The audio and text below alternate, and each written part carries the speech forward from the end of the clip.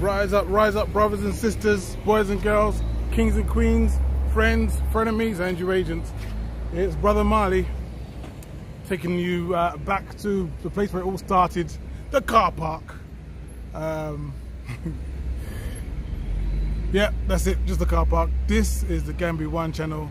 This is the luscious green Gambia. That's the car park. That's a car. Alright, so just to give you an idea of like where I'm at the moment. So listen, some of the news that comes out here, a lot of the news that comes out here, I guess like everywhere else, is via social media. And I saw this post come up, which was speaking about a group of young men from an area called Gunjur. So Gunjur isn't too far from where we are. I don't know, about 10-15 miles away, something like that. About 15 miles away from us. Not too far, actually it's close to where Auntie Cynthia and Uncle Rick is, back family people. So it's down that end, it's out in the sticks. And they're looking very pleased with themselves because they've been saved by an Italian ship as they're trying to make their way to Europe via what we call here the back way. So you're not taking official routes, you're not taking a flight or over or anything like that. The term they use is you're going the back way, you know, going through the Sahara Desert and all that stuff. And the journey is very, very treacherous. Not only is the journey by road dangerous in and of itself, but the people who are taking you there do not have your best interests at heart. Many people speak about how when you're on those small rubber dinghies in the Atlantic Ocean, there's not enough fuel in the dinghy to get you from North Africa to Europe. So the idea is it gets you part way and then you get stranded and then you hope that a ship's going to come by and save you. These young men were very happy because they were being saved by Italians. Now, what I found frustrating about it was because 5 years ago I did a video where I had been over to Calais, which is a port area of France. And in Calais they had an area called the Jungle. The Jungle was a camp, sort of a makeshift camp that had been made by refugees and people trying to just leave their country, people going the back way from Gambia, from Nigeria and other countries on Africa as well, and made their way to the UK.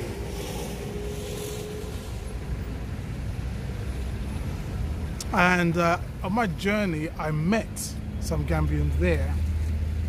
It must have been November or something.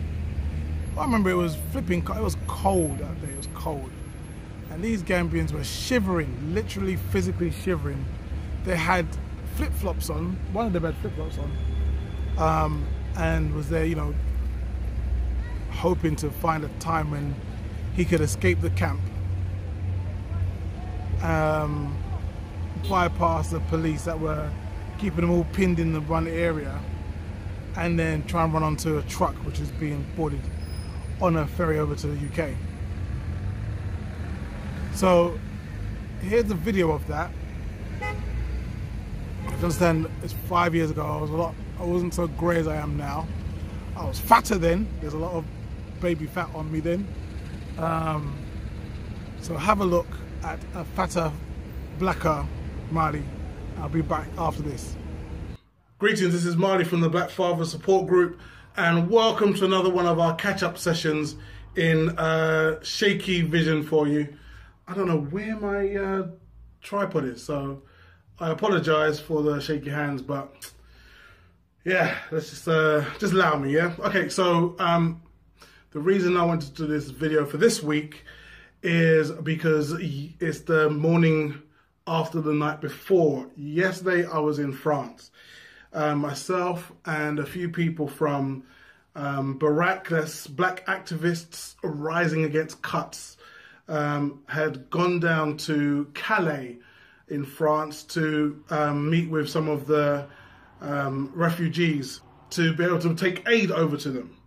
Now, what you see in the news is that, you know, a lot of people are coming over, trying to get over to the UK or coming into Northern Europe from Syria. That's true. What they don't tell you is that there are a lot of people coming over as well from the African main continent. So from Ethiopia, Somalia, Eritrea, Sudan, Ghana, Nigeria. People are making trips through the Saharan desert to get here. So for example, I did a video a while ago about how the story was that there's lots of men coming over here, not many women or children. There are lots of women and children, whole families, who are stuck in these camps. And when I call them, and camps is a nice way of putting it. It's like after the apocalypse. That's what it looks like when you get there. You know, it's rat infested. There's a camp called Dunkirk, which has been abandoned because scurvy had broken out among people there. Okay, so we're about to make our way home now. So I just thought I'd just show you this. It's a very nice little area. It looks very pretty, nice little houses. Imagine if this is where you lived, and then in front of your house was another camp. This place looks crazy. So this was Dunkirk, the Dunkirk camp. They made the people who were here leave everything before taking them to another camp because of the amount of disease and scurvy that was prevalent in this area. So now this is just one camp that's just been, like, you know, just left as is. All the people's old stuff is left here.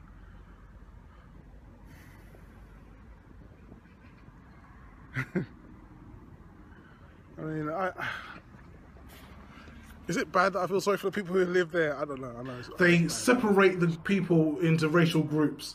So you would see the Kosovans over in one side, the Syrians over there, Ethiopians in this corner, Sudanese or Eritreans and Sudanese over this corner, to try and keep, you know, racial or national beefs apart.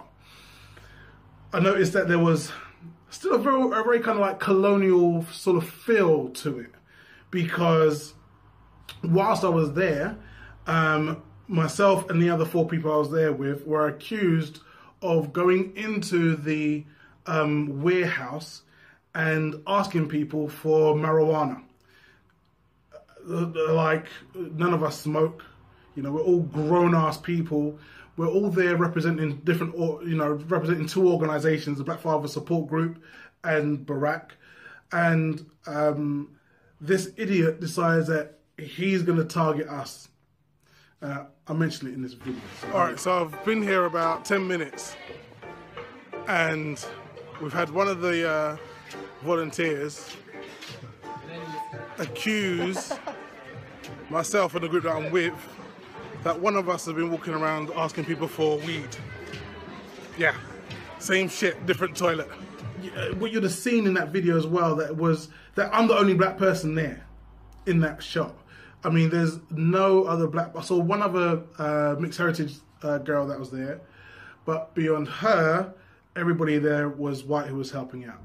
And what I'd love to see is more black people being a part of the solution, rather than letting other people do the work on our behalf, especially for African people. I think that's important. The thing that really just irks me about all of this is the rhetoric about these people that you hear in the American news and here in the British news as well. And I know it's in Europe as well, because of the fact this thing is infecting Europe. Everyone is saying they don't want these refugees in their country, but nobody is willing to investigate what they're doing there in the first place. No one's willing to take on the conversation that no Syrian wanted to live in this country when it was peaceful in Syria. No one in Ethiopia or Somalia is thinking, hey, I want to move there, until the IMF went in there and destroyed the economy. No one was thinking that. They were quite happy in the country. But where you have these Western governments live off of the proceeds, live off the natural resources, live off of the food of these colonies, these places that they've taken over, these places that they've invaded, these places that they've infested. And then you have an issue with immigration. These people who are coming to this country have a major issue with British and American and French and German planes flying over their country and carpet bombing them.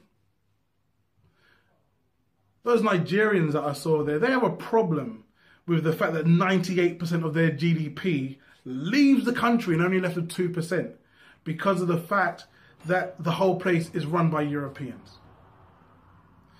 So there's a hypocrisy that is happening here, and we need to start noticing it and calling it out for what it is. This is Marley from the Black Father Support Group, signing up. So you can see how distressing that whole ordeal was. You know, I saw people there, they took a shopping trolley, they turned it upside down and made it into a barbecue, and that's how they were cooking food. There was an area that the police had come and just burnt out. They just torched 3/4 of the jungle. So all the people that were sleeping there, all their stuff, their money, their clothes, everything's gone up in flames. When I was walking through there, I remember I seen this charred rat on the floor. I was like, oh my God, this place looks worse than it smells. It was just horrible there. But these young men have taken their chance of leaving this beautiful country to go over to Europe. They've done that with the hope that they're going to have a better standard of living. Unfortunately, what they're getting in Europe at the moment is a £5 a week payment. Now £5 would be as much as I would pay for a meal. So you got enough to pay for one meal for the whole week, no rent, nothing else. And if they do find work in places like Spain and Italy and so on, you'll find work at the local farms. And in the farms you'd have, you know, remember the work there isn't legal. So they're going through these kind of like unscrupulous farmers who will give them employment at a much reduced rate, and then the people have to then sort of like survive off of this underpayment. They don't even know if you know, it's not secure. They've got no rights. There's no one to complain to. The farmer's racist as hell, and they're just trying to make a living whilst having to do this back-breaking work. And that's what people are going for.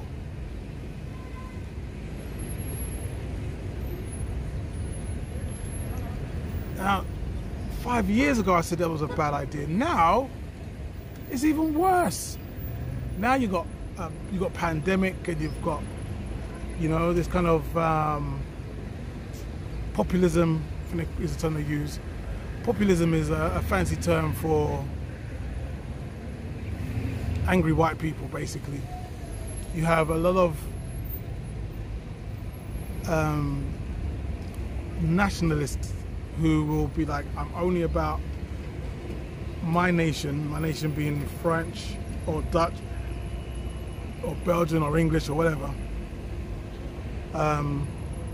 Especially with the English, they've had Brexit just recently. And so with the English now, they're having issues with, the media speaking about issues with food shortages and petrol shortages. Now, how serious that is, you know, I don't know. According to the media, it's really bad. But whether it is or not, if that is what is being said by the mainstream media, you know that populism doesn't want any foreigners coming in and taking some of that petrol or food for themselves. No, that is for the indigenous English. You know, they didn't fight for Brexit and all this just for black people to come in. So times are difficult, times are different now. And people assume that all you've got to do is leave your farm up in Gunjur, for example. You could be in Gunjur, let's say you've planted a bunch of potatoes. You sold those, you're making £100 a week off of it. £100 is about $130. Making about $130 a week off of it. It's not great money, but for a small farm, one-man band, in this country, that's good living. A teacher here makes about £25 a month. So if you're making about 100 and mash per week, you're living pretty. So you could be doing that here, or you can risk your life, take all the money that you and your family have in order to pay pirates to send you over to Europe on a rubber dinghy in the middle of the Atlantic Ocean with not enough fuel to get you across the water in order for you to be saved, hopefully, by a passing ship. In order that you can end up with £5 a week. If not, you go work illegally for some farmer who's got no other choice. It's a bad look. It's a bad look. I'm not going to be here all Mr. Moral and start telling people what to do. Sorry, I just sneezed. I'm not going to be Mr. Moral and tell people what to do. Tell people you shouldn't go. I understand the allure. I understand what you see on the TV. I understand what you see on the social media. I see that it looks like life over there is a lot better. I understand that no one here is telling you otherwise, but listen to Uncle Marley for a second. You will go over there and you'll work harder than you've ever worked before in temperatures that you've never experienced before for money that you could have made in Gunjur. It's a waste of time. Don't do it to yourself. Don't do it to your family. Oh yeah. You know, it's like the reason why people like me and others from the UK and others from the USA, others from Canada and others from the Caribbean islands are coming back here to this place that Gambians are risking their lives to leave from, is because we know, regardless of where you are in the world, in that paradigm, in that system, there are lots of barriers put in place to stop you being successful. So we find it's better here, you know, where there aren't those barriers, where the system, where things aren't straightforward. Definitely, they're not straightforward. But you do not have people putting barriers in your way purposely to stop you from trying to get to where you want to get to. You might get a nosy neighbor who might try and, you know,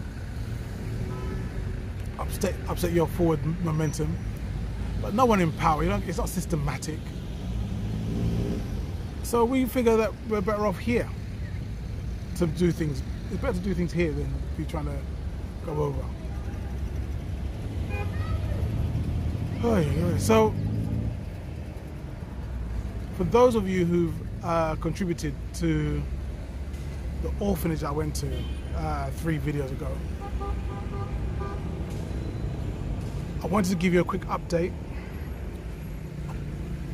So the money is still in my PayPal account, still in my Cash App account. Haven't touched it yet. I had a look at a school over in Kotu, just that way. Means nothing to you, does it? In an area called Kotu, I went to see a school there. It was actually not a school, it was actually like a children's home. But that children's home is being funded by a Swedish family, or a Dutch family, some European family, I don't know. So they weren't in need of help. I've been told about another school, which is a private school, who are offering sponsorship for local Gambians who are underprivileged, and they're saying if we can pay for some of that sponsorship, then they can sponsor more children. So that's another option. And third is a school over in a town called Lamin, which is way out behind me. It's called the Bojang Tamba School of Excellence. Bojang Tamba School of Excellence.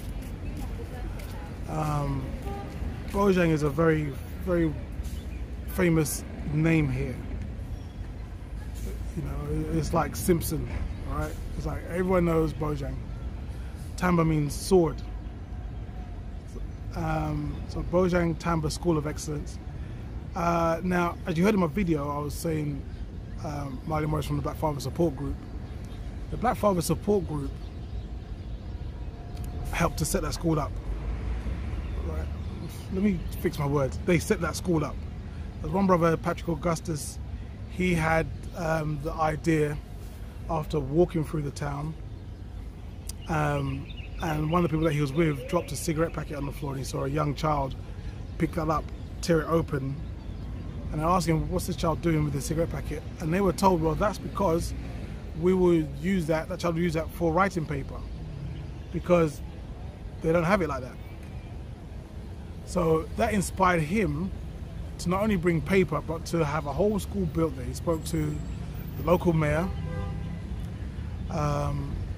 and they offered a piece of land for the school to be put on. So what I'm thinking of doing is taking the funds down to Lamin, and we'll see what's needed there. So the next video I'll do will be about the Bojang Tamba School of Excellence, and hopefully we could do something like put a borehole in and get some things for the children there so they could enjoy their education a little bit more. Alright, so that is the update as far as, excuse me, just had lunch. That's the update as far as the donations are concerned. As far as those people who are looking to leave the Gambia and go over to Europe for a better life, it's a ruse, it's a lie, it's not true, it's Hollywood, it's smoke and mirrors. You know, it's a bait and switch. You've been sold a lie, and you know, I hate to be siding with the racists who tell you to come out of the country, but don't go to their country. Your country is here. You are needed here. The place needs you to build up to the country, make this country stronger. If all the young men, and there's women there as well, by the way, if all the young men and women are leaving this country, then who is left to build up the country? So if you're Gambian and you're young, you're thinking about moving over to Europe, no, don't do it.